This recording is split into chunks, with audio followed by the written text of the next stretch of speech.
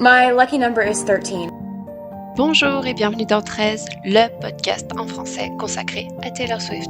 Mettez votre chapeau de cow-boy, sortez vos bracelets et suivez-nous dans l'incroyable univers de Taylor.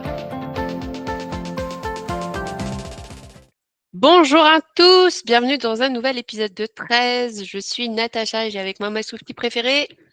Honorine, c'est moi. J'espère que vous allez bien. Aujourd'hui, on va pas être dans l'originalité, mais plutôt dans l'actualité. On va parler de la chanson The Fate of Ophelia, qui est le nouveau single de Taylor Swift. Je la vois danser devant moi, qui est un carton. Et on va parler du texte, on va parler de l'accueil, on va parler du clip, on va parler de plein de choses. Comme tu l'as dit, c'est la première chanson de ce nouvel album. Et quelle première chanson, franchement. Et quel album, quel démarrage d'album, de manière générale. Là, au moment où on enregistre cet épisode, on est quelques jours avant de le sortir. Mais pour autant, vous allez voir que les chiffres qu'on va vous donner seront déjà obsolètes d'ici quelques jours. N'empêche qu'au moment où on enregistre cet épisode, ça y est, Taylor Swift a battu le record qui était jusqu'à présent détenu par Adele depuis plus de 10 ans pour la meilleure première semaine de vente d'un album. C'était l'album 25 de Adele qui détenait le record. Et ça y est, Taylor a explosé le record avec 3,5 millions d'albums vendus la première semaine. C'est incroyable. Incroyable. En même temps, t'as envie d'écouter plus cet album pour le reste de ta vie, non? Je sais pas.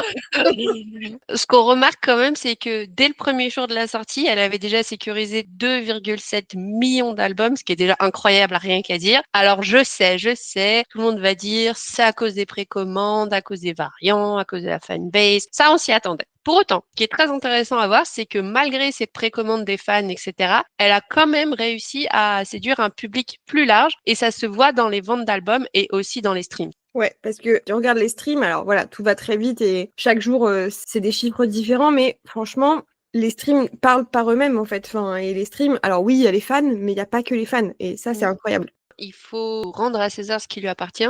Taylor a réussi à briser le record qui était détenu auparavant par Miley Cyrus pour la chanson Flower, qui est la chanson qui atteint le plus vite les 100 millions de streams. C'est incroyable.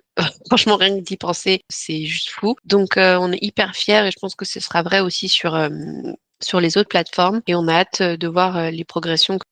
Vous savez que nous, on adore Nick's Version sur Instagram. C'est un Swiftalker qui avait déjà parlé de ses projets de costumes pour les Rastos. On en avait déjà parlé dans l'épisode sur les Rastos en Europe. Il faut savoir que Nick, il travaille dans le business de la musique, donc il a toujours des analyses hyper pertinentes. Et justement, lui, il est assez d'accord pour dire que les streams, en fait, parlent d'eux-mêmes. The Life of a Showgirl, c'est devenu le meilleur démarrage d'album de l'année. Bon, ça, on s'en doutait. On n'était pas trop inquiets. C'est meilleur en termes de record d'écoute que Titi Pidi, record qu'elle détenait déjà, elle. Et c'est probablement l'un des meilleurs démarrages d'albums de tous les temps. Il y a en fait un côté joyeux et pop qui semblerait plaire à un public plus large que juste la fanbase de Taylor Swift. Elle est en train d'agrandir son audience et donc du coup, ça se gagne aussi dans les écoutes en stream sur les plateformes d'écoute.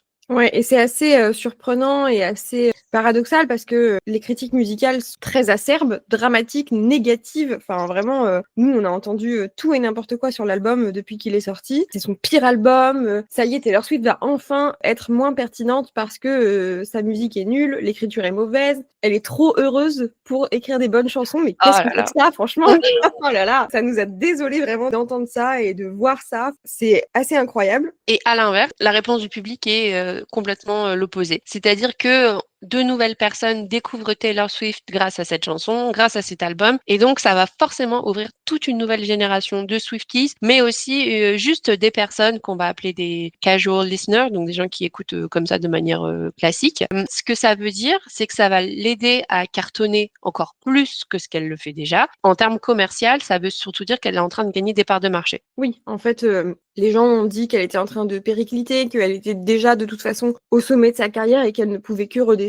Bah en fait non, c'est pas vrai. Elle peut encore monter, elle peut devenir encore plus énorme qu'avant. Et ce qui est clairement lié, comme tu l'as dit, à l'effet pop et très joyeux de cet album, qui fait qu'il est clairement plus accessible que Titi Pidi par exemple, qui était très niche, très fait pour les Swifties avec un lyricisme très prononcé. Alors que là, t'as juste envie de danser quoi. Et ça fait du bien.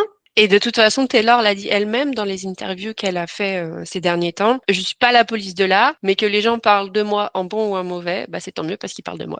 Exactement. Je voulais vous dire aussi que si vous écoutez cet album et que c'est pas votre préféré, c'est pas grave. Vous avez le droit de pas dire que c'est votre album préféré et pour autant juste passer un bon moment.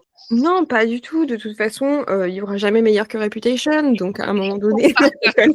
Non, mais évidemment que c'est pas obligé de devenir ton album préféré. Ça veut pas pour autant dire qu'il faut lui déféquer dessus. Ce n'est pas bien. L'art, c'est subjectif. On l'a dit sur Instagram et vous avez été très nombreux à réagir à ça. Et donc, ça ne se juge pas. C'est comme les brocolis. C'est pas parce que t'aimes pas ça que c'est pas bon. Voilà. Parlons donc de cette chanson qui est la track d'ouverture de l'album, qui tout de suite, dès les premières notes, on sent qu'on va faire quelque chose de très différent de ce qu'on a pu voir jusqu'à présent. Et d'ailleurs, ce qui est assez surprenant, c'est qu'il y a beaucoup d'entre vous qui nous ont dit que vous retrouviez les premières notes de notre générique. Et ben, c'est une fierté, mais c'était pas fait exprès. Donc, merci. Moi, je ne l'entends pas. Toi, tu l'entends? Non, moi non plus. Et, c'est vrai qu'il y a plusieurs personnes qui nous ont fait cette remarque sur Instagram en disant « Ah, c'est marrant, quand j'ai lancé The Fate of Ophelia, j'ai cru que c'était votre générique de podcast. » Et je me suis dit « Waouh !» C'était un easter egg, en fait. Exactement. Non, pas du tout. Vraiment complètement fortuit. Mais c'est rigolo. Donc ici, on va bien évidemment parler du personnage d'Ophélie dans Hamlet, mais aussi, et elle va être mélangée ici à la vie de Taylor, voir comment les deux peuvent s'en mêler et en fait avoir des similitudes. C'est pas la première fois que Taylor s'approprie un personnage de Shakespeare, et c'est pas non plus la première fois qu'elle lui accorde une fin heureuse plutôt que la fin tragique originale. Donc ici, ok, peut-être qu'Ophélie elle est morte, mais Taylor, elle ne connaîtra pas le même sort grâce à cette personne qui la sauve du destin d'Ophélie. Alors, dès la première phrase qui nous a fait beaucoup sourire parce qu'elle dit « Je t'ai entendu m'appeler dans le mégaphone et tu voulais me voir toute seule ». Vous vous souvenez quand on avait vu cette petite clip là où elle parlait dans un mégaphone, on était déjà tous à bloc sur le mégaphone. Et en fait, le mégaphone, c'est bien sûr l'image pour que Travis soit allé au concert de Taylor et il a demandé à la rencontrer. Et en revenant dans son podcast, qui est donc le mégaphone, il a manifesté sa déception de ne pas pouvoir rencontrer Taylor en meet and greet seul à seul, all alone donc. Ça fait aussi écho, ils en parlent après dans leur podcast New Highs, où elle dit « I wanna date you » parce que Travis est arrivé très fort en criant presque au monde entier qu'il a envie de la rencontrer. Ouais, dans le podcast, elle dit, en gros, il a pas pu avoir de meet and greet et il en a fait le problème de tout le monde. C'est tellement chou.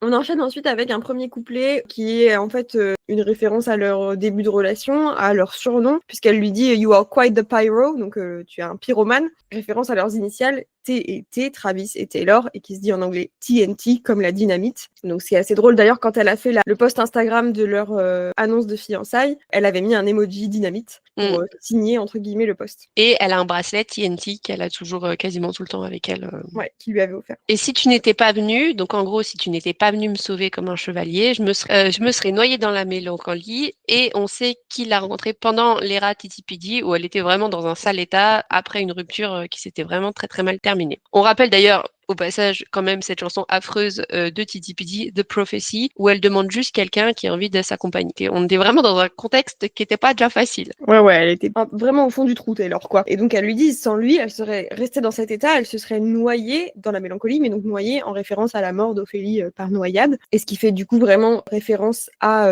Love Story, bien sûr, la chanson où elle offre une fin heureuse à Roméo et Juliette, mais où du coup elle dit Romeo save me. Genre vraiment, elle demande à ce que quelqu'un vienne la sauver. Donc ce truc de se placer dans la position de un peu la princesse qui attend le prince charmant, c'est continu dans sa discographie et on le retrouve encore aujourd'hui.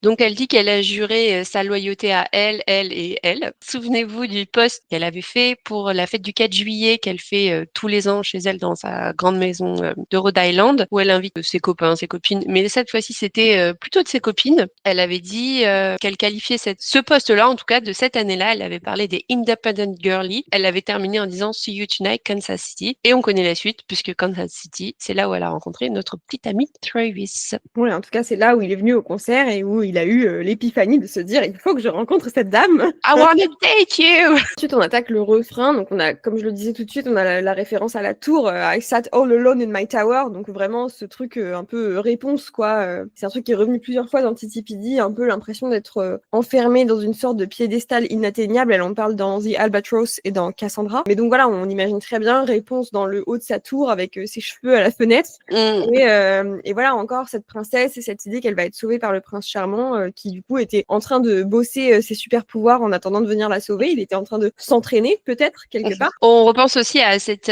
image de Bejeweled dans le clip où on voit sur la fin du clip quand la caméra recule Taylor qui est dans un château avec les dragons autour d'elle. Et je trouve que ça fait écho aussi à une Taylor un peu plus jeune, à l'époque aussi un peu de Speak Now où on parlait beaucoup de contes de fées, de princes, etc. Et elle dit Now I can see it all. Maintenant je vois pourquoi tout s'est déroulé comme ça. Et je trouve que ça fait un parallèle aussi à Invisible Strings sur Folklore dans le sens où tout a une raison et ça fait une sorte de fil continu qui fait que ça les lie l'un à l'autre. Ouais, mais qui pour le coup n'est pas invisible, qui est très visible à l'œil de tout le monde. Et ça, en ça, c'est vraiment différent. Et puis bien sûr, elle lui dit cette phrase, You dug me out of my grave, tu m'as sorti de ma tombe et sauvé du destin d'Ophélie. Donc c'est une image qui est quand même hyper puissante, qui est superbe de Travis qui la sort de sa tombe et qui la porte. Et on a tous cette image de Travis qui porte Taylor sur la scène de l'Eras Tour à Londres pour lui rendre sa vie de showgirl après peut-être avoir été tué par The Smallest Man. En tout cas, c'était comme ça sur la scène de l'Eras Tour. Donc l'image est très très forte. Après, on a ce fameux hook post-refrain Keep it 100 on the land, the sea, the sky. Alors ça, c'est génial, ça reste dans la tête toute la journée. Alors 100, c'est en fait 87, c'est le numéro du maillot de Travis et 13, c'est le numéro préféré de Taylor. Vous le savez, vous êtes là. Hein. Donc c'est en fait une expression idiomatique qu'ils ont tous les deux beaucoup utilisée dans les semaines avant de la sortie de l'album. Lui, il l'avait mis déjà sur une caption d'un post Instagram et elle l'a dit dans le podcast avec Travis et Jason. Et ça, c'était un easter egg. Merci Taylor. Et puis le fait qu'ils utilisent aussi tous ces éléments comme la terre, la mer, le ciel, c'est une façon aussi un peu moderne de rendre hommage à l'univers de Shakespeare. Ça imagine en fait très bien le fait qu'ils se sont plus quittés, qu'ils sont devenus presque fusionnels et qu'ils partagent tout ensemble partout. Ouais, et d'ailleurs, après, elle mixe cet anglais traditionnel avec un anglais plus actuel, puisqu'elle dit Pledge allegiance to your hands, your team, your vibes. Le fait qu'elle utilise vibes, c'est quand même un peu un anglais très informel. Et puis, voilà, on sait que Taylor est devenue une fervente supportrice des Chiefs. Elle fait partie du Chiefs Kingdom. Elle a même changé les paroles de Karma en disant Karma is the guy on the Chiefs. Donc, vraiment, elle a embrassé tout cet aspect de la vie de son fiancé. Mais je trouvais assez chouette et intéressant le fait qu'elle utilise l'expression Pledge Allegiance, puisque c'est porter allégeance, c'est assez transparent comme expression. Donc c'est une promesse de fidélité, d'obéissance, enfin c'est un truc un peu formel, très très fort. Et d'ailleurs c'est souvent dans un cadre patriotique où on porte allégeance à un roi, on porte allégeance à une religion, enfin c'est un cadre très très fort, quoi, très très spirituel. Je pense à un truc qu'on n'a pas évoqué, c'est Pledge Allegiance, elle en parle aussi dans The Black Dog.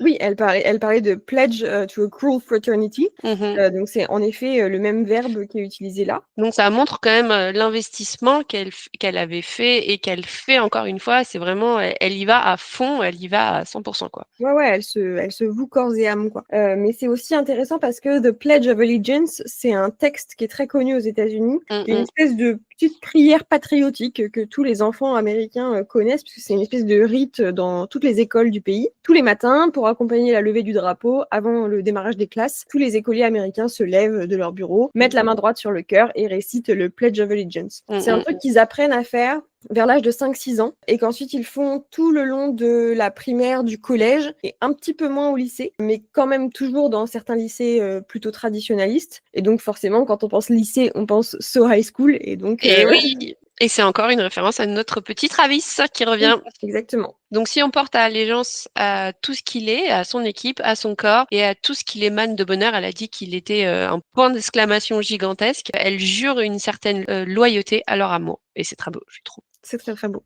Le deuxième couplet, par contre, il se concentre un peu plus sur le personnage fictif d'Ophélie. Elle dit elle était la fille aînée d'un noble. Donc évidemment, c'est rigolo qu'elle précise la fille aînée, the eldest daughter, puisque du coup, c'est un clin d'œil à la piste 5 de l'album qui s'intitule comme ça. Et c'est quelque chose d'assez nouveau dans cet album, c'est-à-dire que toutes les chansons sont interconnectées les unes avec les autres. On a dans chaque chanson une petite référence à une autre chanson de l'album. Et c'est en ça que Taylor explique dans les interviews qu'elle a fait que vraiment, c'est un peu l'album ultime, dans le sens où aucune chanson ne pourrait être remplacée par autre chose, puisque chaque morceau est la pièce d'un plus grand puzzle. Et en ça, en tant qu'œuvre d'art globale, l'album est hyper cohérent. What if I told you I was the mastermind? Exactement. Revenons à Ophélie. Donc on nous dit que Ophélie, elle vit dans ses fantasmes, elle vit dans son imagination, un peu comme Taylor qui finalement écrit beaucoup et qui se réfugie beaucoup dans le storytelling. Mais malheureusement, à cause du poison venimeux de l'amour, Ophélie devient folle, elle perd la tête et elle meurt. Sauf que là, nous, Taylor, elle va pas finir comme ça, puisqu'on revient au pré-refrain où elle dit qu'en fait, elle aurait pu subir le même sort, elle aurait pu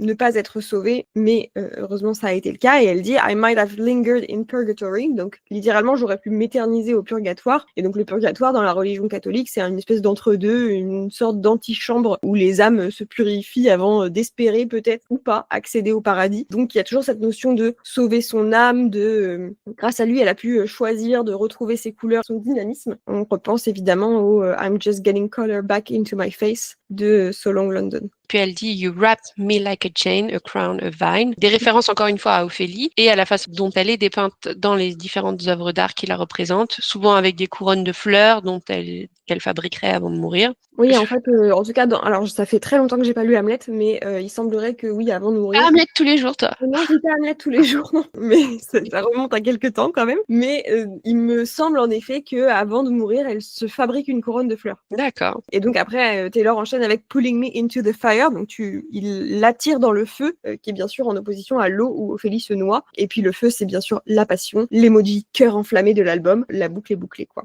Et ensuite, elle enchaîne avec le bridge, qui est pour le coup une référence directe à une citation de Hamlet, puisqu'elle dit "Tis locked inside my memory and only you possess the key", alors que la phrase dans Hamlet, c'est exactement "Tis in my memory locked and you yourself shall keep the key on it". Donc c'est exactement la même chose, juste dans un anglais plus moderne. Mais du coup, l'idée de se souvenir de la mémoire, c'est un élément qui est clé dans la pièce d'Hamlet et qui du coup devient clé aussi dans la carrière de Taylor Swift, puisque elle parle beaucoup de laisser un héritage, etc. et donc de marquer les mémoires finalement. Et puis ensuite, voilà, on repart sur le refrain et sur l'outro dont on a déjà parlé. C'est fou comme on a l'impression qu'en final, les chansons qui vont le plus cartonner chez Taylor, ça va être des chansons qui vont être inspirées avec les histoires de Shakespeare. En tout cas, si The Fate of Ophelia connaît la même carrière que Love Story, qui est clairement une chanson qu'on lui souhaite, qui est sortie il y a quand même maintenant très longtemps et qui pourtant continue d'être intemporelle et d'être un hit et d'être une chanson qu'elle chante dans chacune de ses tournées, c'est ce qu'on lui souhaite, hein, franchement.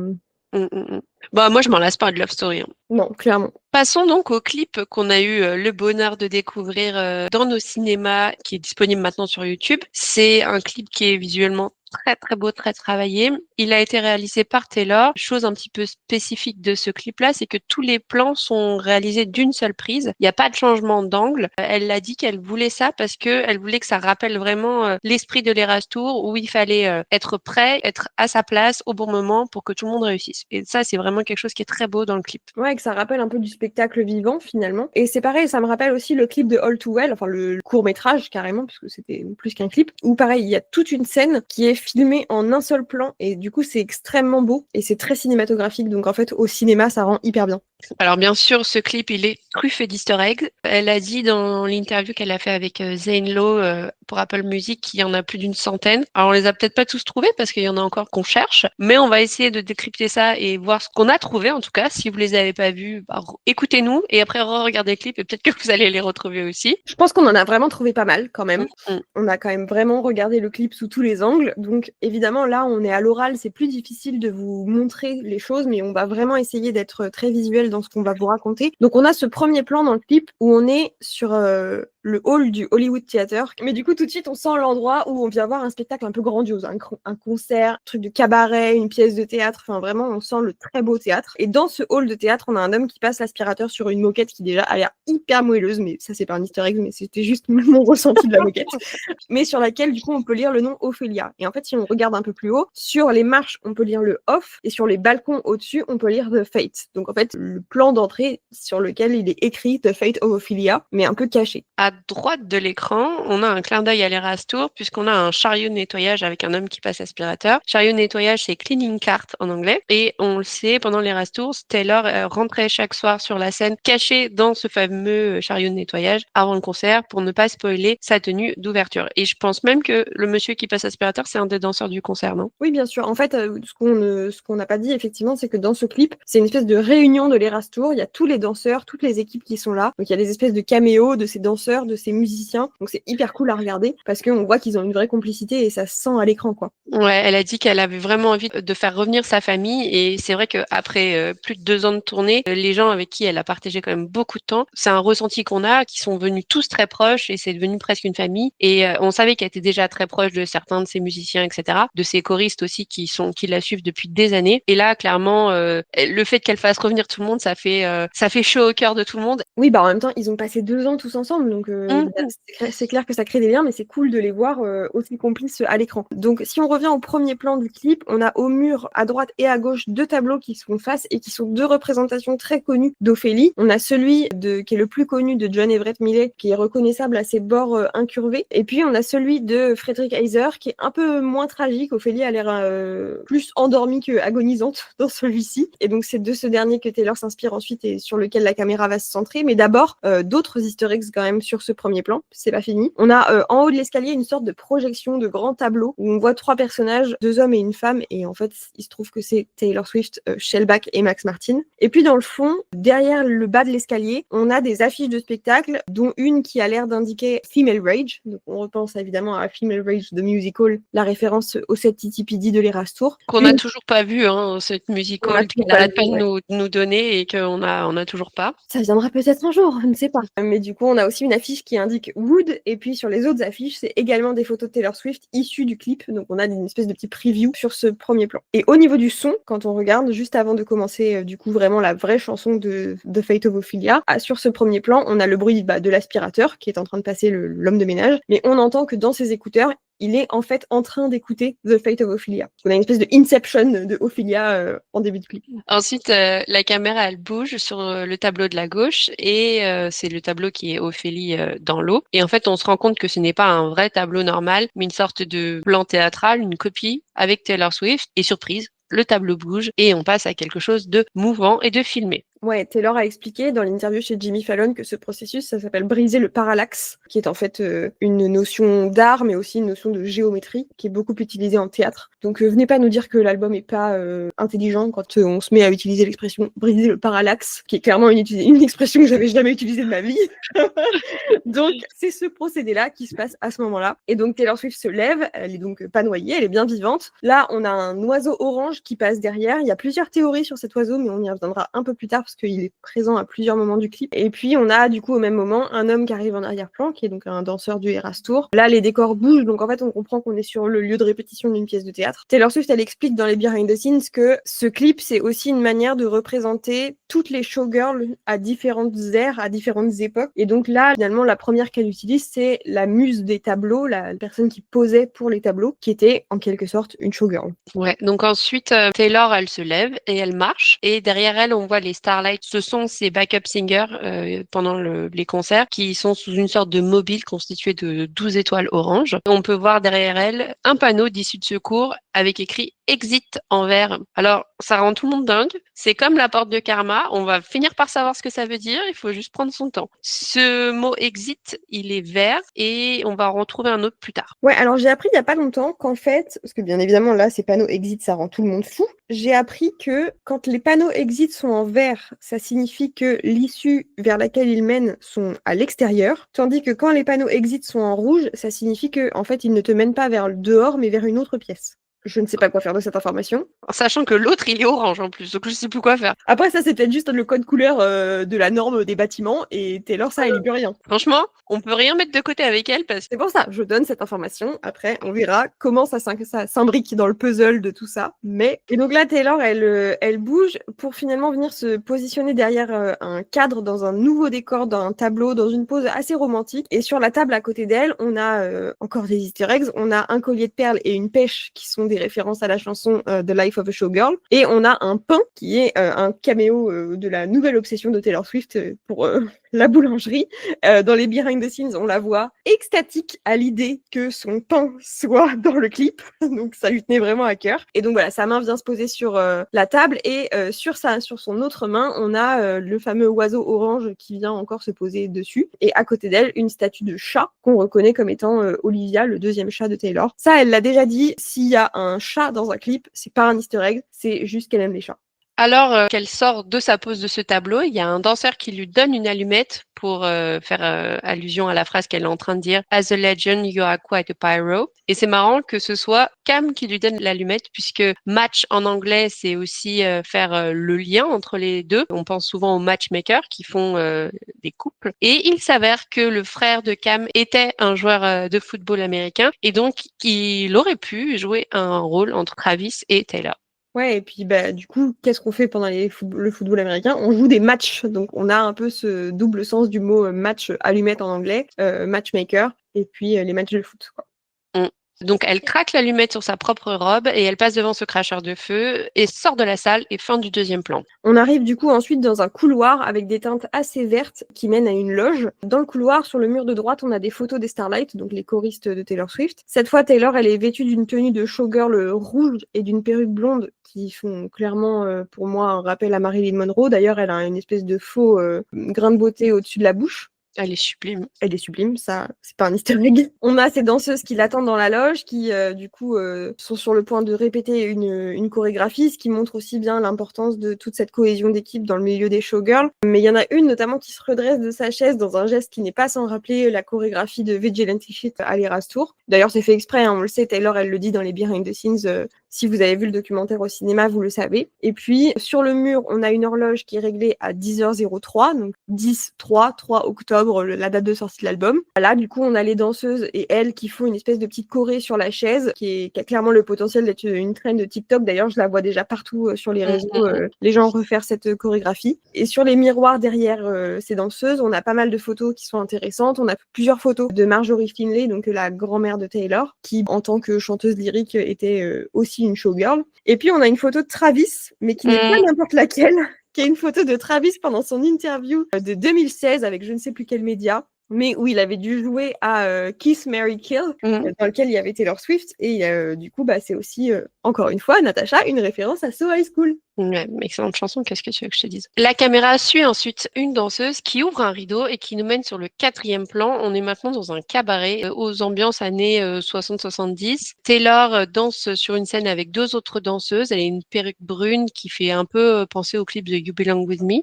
Elle porte une robe faite de sortes de pierres noires qui rappellent un peu l'onyx, qu'on retrouve dans d'autres chansons après. Pierre qui est mentionné dans la chanson Opalite. À nouveau, la même chorégraphie qui peut devenir une grande trend sur TikTok. J'ai Honoré qui me l'a fait en même temps, donc c'est terrible pour la concentration. Pas lancé, c'est terrible. À ce moment-là, on a un sorte d'effet sur la vidéo, comme s'il y avait un peu un prisme, ce qui fait que ça fait une forme d'hexagone.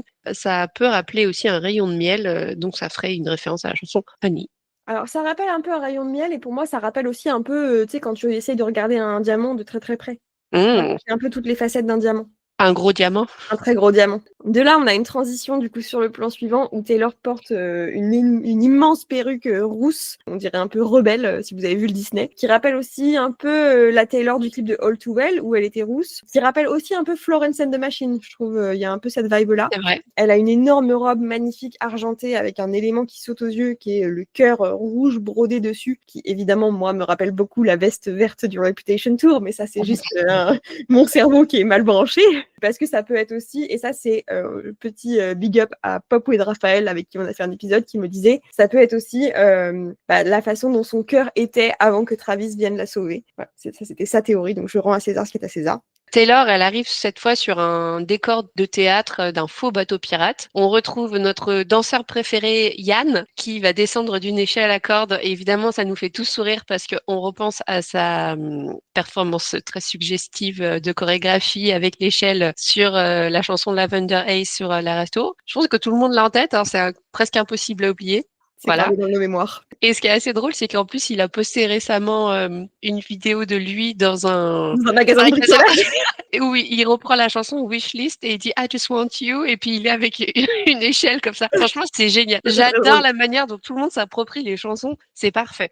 C'était très très drôle cette vidéo. Vraiment, ça m'a fait énormément rire. D'abord, ça se bat sur le bateau pirate, puis ils sont comme tous subjugués par un chant des sirènes, et enfin, Taylor finit par sauter du bateau depuis la planche. Je trouve que ça rappelle un petit peu Wendy dans Peter Pan, mais elle se noie pas. On voit bien un splash, mais on passe au plan suivant. Parce que Peter losing Wendy.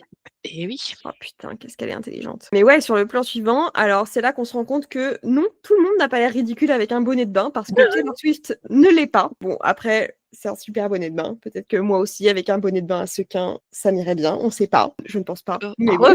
Faisons revenir le bonnet bain à sequins, s'il vous plaît. Mais du coup, toujours est-il que là, on est vraiment sur un décor piscine, mais un peu spectacle des années 50. Elle a beaucoup de danseuses autour d'elle, une trentaine de danseuses, avec des bouées de sauvetage, une choré vraiment millimétrée, qui fait un peu penser à de la natation synchronisée. Moi, Euh, ça m'a rappelé les derniers shows de Louboutin qu'ils ont fait à la piscine Molitor, là, tu sais, celui qui avait été créé par David Lachapelle. Et on sait que, je sais pas si vous voyez ce que c'est, mais tu sais, ils avaient utilisé des danseuses synchronisées, etc. Et on sait que Taylor n'apportait à ses pieds que des Louboutins pendant les Restores. Donc, je sais pas, moi, ça m'a fait écho à ça, mais peut-être que c'est juste mon esprit qui a fait un lien. Et là encore, sur cette scène-là, on a une explication assez marrante de Taylor dans les behind the scenes du clip, si vous avez été au cinéma, qui explique tout simplement que cette scène est là parce que si Ophélie avait eu une bouée de sauvetage, elle ne se serait pas noyée. Merci. Merci Taylor, vraiment. Pour plus de Merci. conseils, on peut la suivre. Mais du coup, c'est vraiment une très grosse scène. Il y a vraiment, je vous disais, plus d'une trentaine de danseuses. Et là, la caméra recule petit à petit pour laisser entrevoir les caméras de tournage. Presque on brise le 4e mur. Et on a un réalisateur, encore une fois joué par Cam, le danseur, qui crie dans un mégaphone. On a donc encore ce fameux mégaphone. On a alors devant la caméra un clap de cinéma sur lequel on peut lire très rapidement le titre Sequins Are Forever, qui est donc le nom de cette production qui est en train d'être filmée, et qui est aussi une ligne de la chanson The Life of a Showgirl. Bien sûr, c'est la prise 100, parce que Keep It 100. On nous dit que sur ce clap, l'actrice principale s'appelle Kitty Finlay. Kitty, c'est évidemment le nom de la showgirl dans la chanson éponyme, mais c'est aussi Kitty, c'est le chien de la maman de Taylor. Ça ne s'invente pas, hein, vraiment. Et Finlay, c'est le nom de famille de la grand-mère de Taylor Swift, donc le nom de jeune fille de sa mère, donc Kitty Finlay, voilà. C'était tout trouvé. C'est un très bon nom de showgirl au-delà d'être un nom de chien. Hein. Dans le plan suivant, on a Taylor Swift, pareil, encore avec une perruque brune, emmêlée dans des cordes. Derrière elle, 12 boîtes sur lesquelles on a des lettres qui sont tout simplement les initiales des chansons de l'album. On a 12 cordes qui sont attachées. On sait qu'au théâtre, les éléments visuels sont souvent attachés à des cordes dans le décor. Donc là, en fait, vraiment, elle nous emmène dans les coulisses. C'est clair et net. Taylor décolle portée par les cordes rattachées. Et puis sur le mur, on a l'affiche du spectacle Sequins Are Forever, donc qu'on vient d'évoquer. Et sous cette affiche, on a une espèce de headline qui dit Sabrina Carpenter dazzles, Taylor Swift bejewels, sleepless in the Onyx Night. Parfait. Là, on a des petits easter eggs liés aux chansons. Dans le plan d'après, on retrouve Taylor avec des danseuses de revue à Vegas, avec d'énormes plumes, avec des chapeaux, qui rappellent un petit peu aussi les danseuses brésiliennes qui font le carnaval comme ça. Ouais, c'est vrai. Ça dure pas très longtemps ce plan-là, mais on passe tout de suite à la tenue d'après, puisqu'elle en fait elle montre du doigt, elle fait les suivre la caméra à Taylor, puisque j'ai l'impression qu'en fait là on arrive enfin à Taylor Swift, on retrouve une tenue un peu moins showgirl, mais quand même une robe à strass sublime, comme le genre de tenue qu'elle porte souvent pour les award shows ou les after parties. Pour moi, elle redevient elle-même après avoir interprété plusieurs showgirls et elle reprend son rôle de showgirl à elle, Taylor Swift. Et ça me rappelle quand je vois cette robe, celle qu'elle avait portée au VMA quand elle avait annoncé l'album Midnight un petit peu. Ouais, il y a un peu de ça, mais clairement, moi j'ai vu des images d'une robe de Blake Lively à je ne sais plus quel award show, et vraiment, c'est quasiment la même. Ah ouais? J'ai pas vu. On mettra des photos sur Instagram pour que vous voyez, mais vraiment, pour moi, il y a un gros clin d'œil à Blake Lively là-dessus. Et en effet, dans cette scène, elle est assise sur un chariot qui roule dans un couloir d'hôtel. Elle porte une veste en fausse fourrure par-dessus cette robe qui rappelle un peu les vestes à la fin du tableau de Karma dans les Rastours ou la veste du clip de Lavender Haze. Et puis, à nouveau derrière elle, on a un panneau exit orange, roux orange, une issue de secours dont on ne sait pas encore ce que ça veut dire. Sur la gauche, c'est très rapide, hein, ce plan-là est vraiment très très rapide, donc il faut bien regarder. Mais sur la gauche de l'écran, on voit une dame avec un sac à main dans lequel se trouve un tout petit chien qui pourrait être un chihuahua, qui semble être une référence à la chanson Actually Romantic, qui est toujours sur l'album. Et on lui lance un ballon de football américain qu'elle attrape et qu'elle renvoie derrière. Évidemment, c'est une référence à Travis. Ouais, d'ailleurs, le chariot s'arrête entre elle et la chambre dans laquelle elle rentre, qui est la chambre numéro 87. Encore une fois, le numéro de Travis. Et là, en fait, elle rentre dans une chambre dans laquelle il y a une fête. On voit les musiciens de l'Eras Tour déguisés en espèce de groom d'hôtel. Ils font la fête tous ensemble. Il y a des confettis, il y a le ballon. Ça rappelle vraiment l'Eras Tour. Et alors qu'elle se met à danser, il y a des paparazzis qui s'engouffrent par la fenêtre, qui sont aussi joués par, encore une fois, des danseurs de l'Eras Tour. Hein. Tout le monde fait des caméos là-dedans. Ils la prennent en photo et du coup, elle s'échappe vers la salle de bain. Et donc là, on a le dernier plan. Alors qu'elle est en train de rentrer dans la salle de bain, on a le fameux oiseau orange qui s'échappe par la fenêtre. On savait pas où il était cet oiseau, mais il revient d'un coup. Il revient d'un coup. La caméra avance vers la baignoire. Il y a un Oscar par terre. Donc ça, c'est clin d'œil à la chanson Wishlist, toujours sur le même album. Et puis là, on voit en fait que Taylor Swift est dans la baignoire, dans la pose de la couverture de l'album. Donc en fait, ça boucle la boucle. Alors vas-y, tombe dans ton chien trou de l'oiseau. Qu'est-ce que tu voulais nous dire? Un peu tomber dans un chien trou sur l'oiseau orange. Alors, il y a plusieurs probabilités, plusieurs théories. La première, c'est que ça peut rappeler le clip de Look What You Made Me Do où Taylor était habillée en orange dans une cage à oiseaux. Donc ça pourrait dire que cet oiseau, c'est elle. Et en fait, maintenant qu'elle n'est plus dans la cage, elle est libre. Oui. Un oiseau orange, ça peut aussi évoquer un phénix. Pareil, Oui. toujours cette idée de renaître de ses cendres, machin, etc. Elle en parle souvent et d'ailleurs, elle a fait beaucoup d'allusions à Harry Potter dans ces dernières années. Tu parles de la Magic Wand de Wood? Alors, pas du tout. Je pensais plutôt à la recherche des Horcruxes, mais pourquoi pas? Ensuite, l'oiseau orange, ça peut du coup aussi être... Alors là, j'ai fait un peu d'ornithologie, figurez-vous. Et cet oiseau qui vient se poser sur sa main, c'est un oiseau de la famille des canaris qui, en fait, s'appelle l'American Singer. Donc le chanteur américain. Donc tout simplement, Taylor Swift est un American Singer, hein, clairement. Elle ne s'invente pas. Vous savez, vous écoutez 13 et vous apprenez à chaque fois plein de nouvelles choses. Franchement, Des plantes, des oiseaux. on fait de l'herbologie, on fait de l'ornithologie, on fait de la mythologie, de l'astrologie. Vraiment, c'est hyper complet comme podcast. Et puis, le chien trou dans lequel je suis tombée. Et là, tiens à remercier notre copine Olympia qui m'avait envoyé tous les éléments pour que je puisse tomber la tête la première. Ça peut être une référence à un tableau. Alors, restez avec moi, s'il vous plaît. C'est un tableau d'un peintre qui s'appelle Dante Gabriel Rossetti, ok. Et le tableau s'appelle Beata Beatrix. C'est un tableau peint en 1872 et qui a été peint avec pour muse la même femme que celle qui a posé pour le tableau Ophélie de John Everett Millais. Vous savez, au début du clip, on a deux tableaux d'Ophélie qui se font face, dont le plus connu de Ophélie de John Everett Millais, celui qui a les bords incurvés. Eh bien, c'est la même femme qui a posé pour ces deux tableaux. D'ailleurs, cette femme, qui s'appelait Elisabeth Siddal, c'était la femme de ce peintre Dante Gabriel Rossetti qui peint Beata Beatrix. Et dans Beata Beatrix, la femme sur le tableau a sur la main un oiseau orange qui ressemble énormément à celui du clip. C'est un tableau que le peintre a achevé 1 an après la mort de sa femme.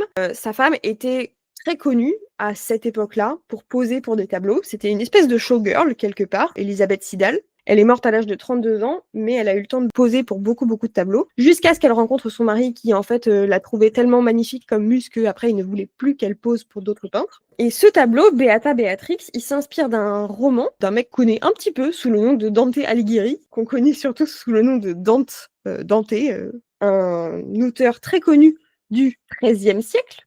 Évidemment. Et ce roman s'appelle La vie nouvelle.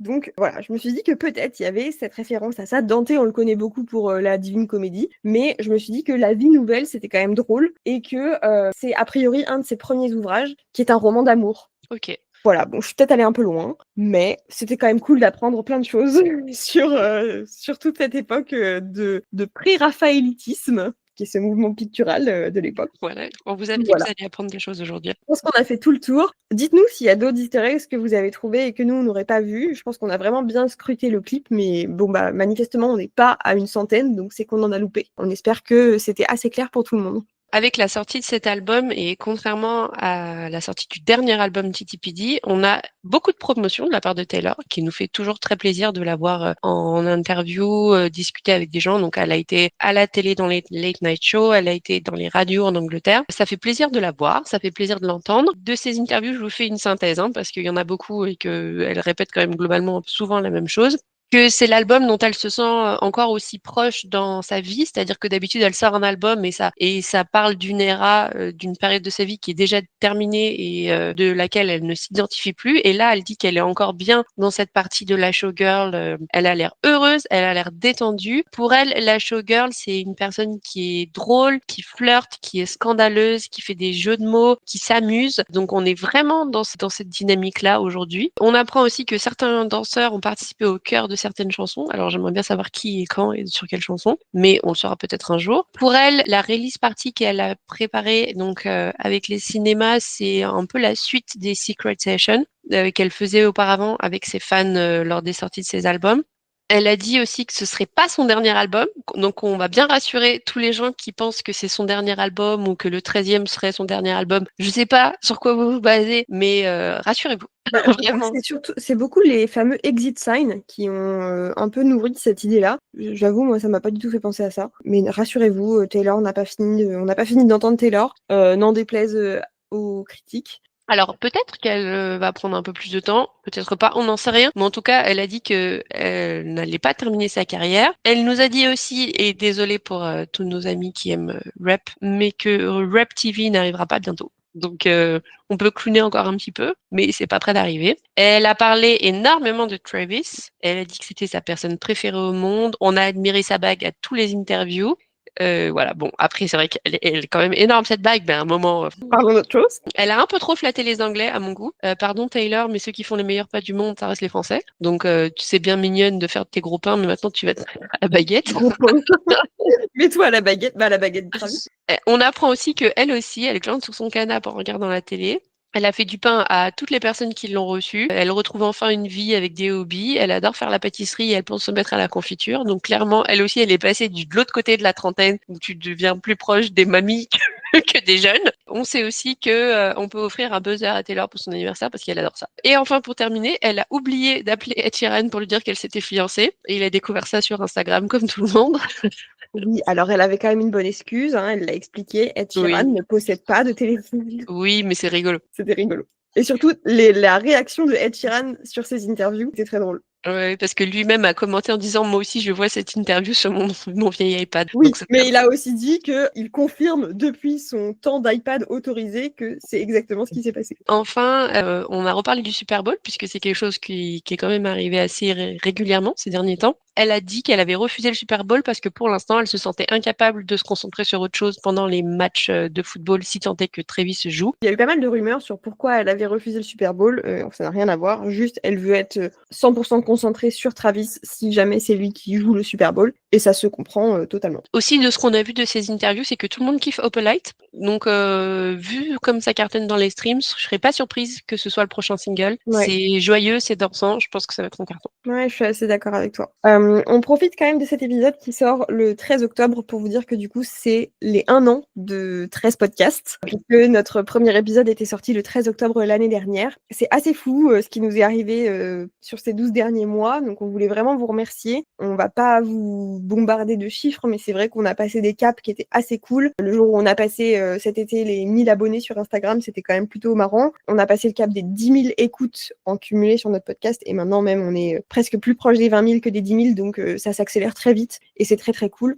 Ça a l'air de rien comme ça, mais en vrai, quand on repense à 1000 personnes comme ça d'un coup, on se dit que ça fait quand même un paquet de monde. Mais attends, mais là c'est comme si on remplissait des zéniths, Natacha. Hein. Et oui. Pour parler d'herbologie, franchement c'est plutôt cool. Donc voilà, tout ça c'est vraiment grâce à vous et à votre fidélité. Vous êtes nombreux à nous écrire tous les jours sur Instagram et on sait qu'il y en a qui nous écrivent très régulièrement, avec qui on discute fréquemment et ça nous fait super plaisir. Donc vraiment, continuez comme ça. On a eu quelques difficultés ces derniers jours avec des posts suivant la sortie de l'album qui ont attiré pas mal de haters sur nos contenus et c'était la première fois que ça nous arrivait. Mais il paraît qu'une fois qu'on a des haters, c'est parce qu'on a réussi. Mais bon, on accueille tout ça à bras ouverts parce qu'en fait, c'est plutôt chouette. On est trop content de voir toujours plus de gens nous rejoindre sur Instagram. C'est le seul réseau social sur lequel on est présent pour l'instant. On ne dit pas que ça sera toujours le cas, mais on ne dit pas non plus qu'on va s'étendre à toutes les plateformes. On n'a pas encore trop pensé à ça, mais pour le moment, Instagram, c'est bien suffisant à gérer et on est très content d'avoir nos petits copains sur cette plateforme-là. Merci à toutes les personnes qui prennent le temps de nous écrire des messages pour nous dire ouais, j'ai découvert votre podcast, j'aime trop. Enfin, j'aime trop. Vous êtes même pas obligé de dire que vous aimez trop, mais juste je passe trop un bon moment avec vous, c'est hyper agréable et tout. Franchement, vous vous rendez pas compte à quel point ça nous touche trop de pouvoir récupérer ce genre de retour-là. Nous, notre but, c'est pas de faire de devenir des influenceuses, ce genre de choses. On est hyper heureuse de faire ce podcast et on a surtout envie de créer du lien entre les gens. Donc, quand ça peut créer du lien chez vous, eh ben, c'est parfait, c'est exactement ce qu'on voulait. Ouais, franchement, on est très contente de pouvoir un tout petit peu réunir la communauté des Swifties en France, même si on sait que, enfin, et en France et dans la francophonie finalement, parce qu'en fait, on sait que vous êtes hyper nombreux à nous écouter aussi, plein d'endroits dans le monde auxquels on ne s'attendait pas du tout. Donc ça, c'est quand même très chouette. Et ouais, on est hyper contente de cette aventure, franchement. On s'amuse beaucoup et on espère que ça se ressent dans nos épisodes. Je voulais faire un deuxième remerciement, c'était de faire un grand clin d'œil et un grand merci à nos copains les baleines qui se reconnaîtront, qui sont là depuis le début et qui nous ont soutenus dans ce projet. On vous adore. Merci d'être là encore tous les jours. Quand nos épisodes sortent, de nous suggérer plein de choses et tout, enfin, on vous adore. Et moi, je voulais faire un dernier remerciement à ma très chère collègue Honorine. Je vous souhaite à tous de rencontrer quelqu'un un jour dans votre vie comme elle, parce que c'est un petit soleil. C'est fou parce que Quand on y repense comme ça, on s'est rencontrés. C'est un peu le karma qui nous a mis sur la même route et je voudrais remercier le karma ce soir. Merci Karma. Lui fait des belles choses et voilà, je vous souhaite à tous d'avoir ce genre d'amitié qui se lie entre vous. Ah, t'es trop mignonne, je m'attendais pas du tout à ça, mais franchement, moi aussi, je suis trop contente, mon petit chat. Avec Natacha, on s'est rencontrés virtuellement, avant de se rencontrer dans la vraie vie, bien sûr, à plusieurs reprises, mais et c'est vraiment une belle amitié maintenant, et je suis trop contente de faire ce podcast avec toi. Désolée pour ceux qui nous écoutent de ce petit moment de De fangirling. de déclaration d'amour et d'amitié, mais bon, je pense que ça fait plaisir d'entendre des choses comme ça. Et puis bah aussi merci aux 2 personnes qui pour l'instant ont été des invités de notre podcast, Agathon et Raphaël, qui se sont prêtés au jeu, et on espère qu'on en aura d'autres dans les mois qui viennent. C'est d'ailleurs prévu. On espère que ça vous plaira aussi. Mais merci à eux deux d'avoir joué le jeu et d'avoir partagé ces moments-là avec nous. Parce que ce podcast, bah évidemment, on le fait à 2, mais en fait, on le fait à plein. Et c'est ça qui est cool. Je voulais vous remercier aussi parce qu'il y a quand même plein de gens qui sont venus avec nous sur nos blagues un peu pourries et qui utilisent nos blagues, à savoir le chien trou et le running joke de Reputation, c'est le meilleur album. Et je me dis que ça, c'est quand même hyper cool d'avoir pu créer du lien sur ce genre de choses. Donc, dernièrement, on a eu également beaucoup de recettes de brocolis. Donc, ça nous a fait beaucoup rire. Donc, ouais, vraiment, merci. C'est hyper cool. On a terminé avec cet album. Là, du coup, ça fait quelques jours que l'album est sorti. On l'a tous écouté beaucoup. Quelles sont, toi, les chansons que tu écoutes en boucle de l'album, du coup?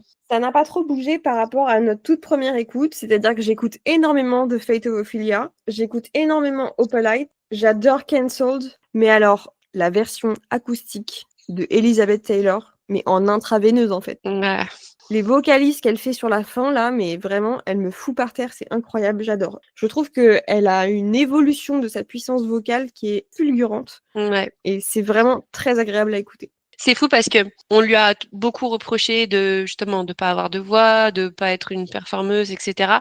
Et c'est la preuve que c'est vraiment une travailleuse parce qu'en fait toutes les critiques qu'on a pu lui faire autour de ça, de pas avoir de voix, de pas être une bonne danseuse, etc. Elle a énormément travaillé là-dessus. Et franchement, c'est hyper impressionnant la progression qu'elle a fait ces dernières années. Il faut le dire quand même parce que c'est impressionnant. Et c'est la preuve aussi que c'est pas inné et que le travail paye. On discutait, on reparlait de cette interview de Ed Sheeran où on lui a dit ouais t'es hyper talentueux et il fait non mec écoute les premières fois où je chantais dans la rue et où vraiment le mec chantait mal, vraiment le travail et ça paye. Et toi Natacha du coup lesquels est-ce que tu écoutes en boucle depuis la sortie de l'album? Moi je suis en boucle sur Father Figure.